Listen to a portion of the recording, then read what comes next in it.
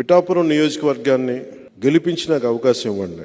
దీన్ని ఒక మోడల్ నియోజకవర్గం చేద్దాం ఆంధ్ర రాష్ట్రానికి. ప్రతి ఒక్కరూ ఇక్కడికి వచ్చి ఇది ఎలా జరుగుతుంది అభివృద్ధి అనేది తెలుసుకునేలాగా, ఉపాధి అవకాశాలు కానీ, విద్య అవకాశాలు కానీ, వైద్య అవకాశాలు కానీ, నిజంగా ఒక అభివృద్ధి ఎలా ఉంటుందో ఒక ఎమ్మెల్యే నిజంగా తలుచుకుంటే అభివృద్ధి అనేది ఎలా ఉంటుందో నేను మీకు చేసి చూపిస్తాను.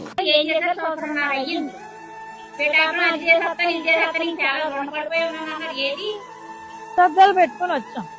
ఏమన్నా మా కళ్ళకు కనపడకపోతే కళ్ళలో అసలుకే కాకులు పొడుస్తున్నాయి అని అంటున్నారు కాబట్టి గోదద్దాలు పట్టుకుని వచ్చి ఇంచు పిఠాపురం మొత్తం చూసాం. కానీ ఎక్కడో కూడా అభివృద్ధి అనేది కనపడకపోగా అధికమైన భారంతో ప్రజలు పిఠాపురంలో బతుకుతున్నారు. తిరిగి చూసాం, ఎక్కడా కూడా డ్రైనేజ్ గాని, డ్రింకింగ్ వాటర్ గాని, ఏ ఫెసిలిటీస్ లేకుండా చాలా దీర్ణమైన స్థితిలో ప్రజలు బతుకుతున్నారు. అసలు రోడ్లన్న టాపిక్ మనం మాట్లాడుకోవాలి అవసరం లేదు. అసలు రోడ్లు ఎక్కడ ఉన్నాయని రోడ్ల గురించి మాట్లాడుకోవాలి మనం పిఠాపురంలో. కార్పొరేటర్కి ఎక్కువ, ఎమ్మెల్యేకి తక్కువ అని మీకు కామెంట్ చేసింది కరెక్ట్ గా వచ్చేస్తుంది.